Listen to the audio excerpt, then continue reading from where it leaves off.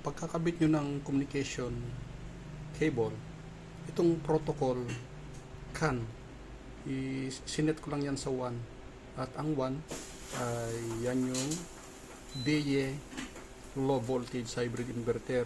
Kasi ang default nyan is 000 na yung JKBMS CAN protocol. So pagka okay nyan, magkakaroon na kayo ng communication dito sa DE natin. And then kikita nyo na connected kayo once na pinindot nyo itong battery na ito. Ayan, pag pindot nyo dyan at pinindot nyo ito, dapat may makita na kayong ganito. Pag wala pa, hindi pa kayo connected. So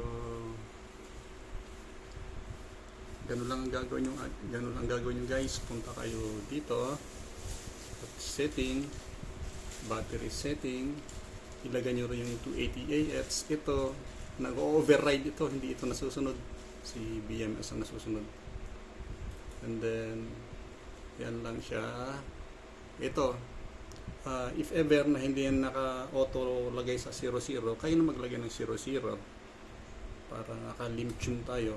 And then, ako na lang nag-set nito. Ayaw ko namang babaan pa. Ayaw ko rin babaan ng lobat ng 35. Ayaw ko rin babaan ng 20% ito. So, yan ang gusto ko. Ito ang setting ko. It's up to you.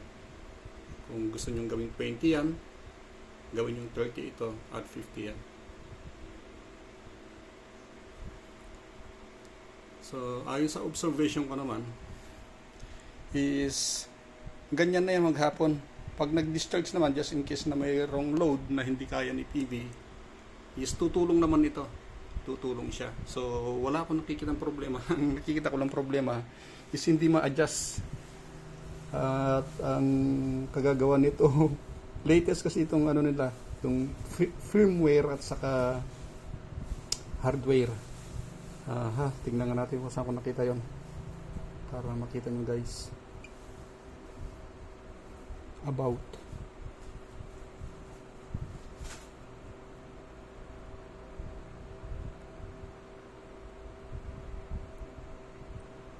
Saan ko nakita yun?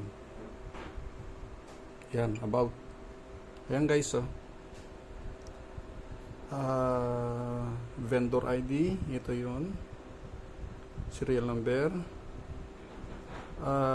Software version, ayan 15.30.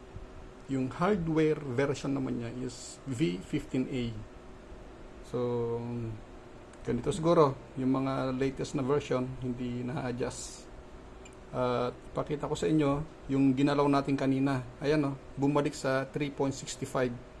So, earlier, isinet natin to sa 3.600. Babalik at babalik siya. Basta may nakita kayong invalid, ayaw niya. Pag may nagalaw kayo na wala namang invalid, okay sa kanya. So, I guess that is all for now. Kung paano ko binilt ito, unti-unti ko siyang ini-edit guys. Medyo malalaki kasi yung files. Gusto ko minsanan na lang kung paano natin siya binilt. Ayan, tignan nyo. Yung iba na-delete ko na, sayang. Pero yung iba na-upload ko naman. So,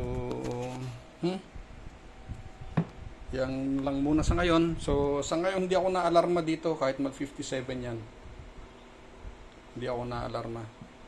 Ang sa akin lang, may cut off ako dito. Yung kanina, yung cut off natin sa battery. So, ito na lang ang pinaka-panglaban natin dito.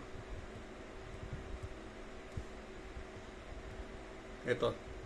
So, nag-stay lang ako sa 30%. Lobat, 40%.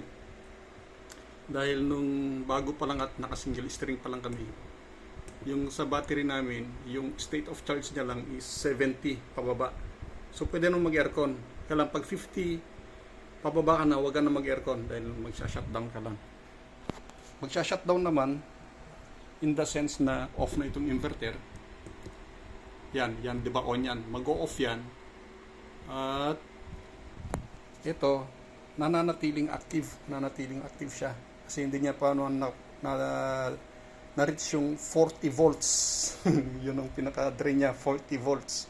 So, that time, nakita namin 43 pa siya. So, hindi advisable na i-drain natin ng ganong katagal. Thanks for watching everyone.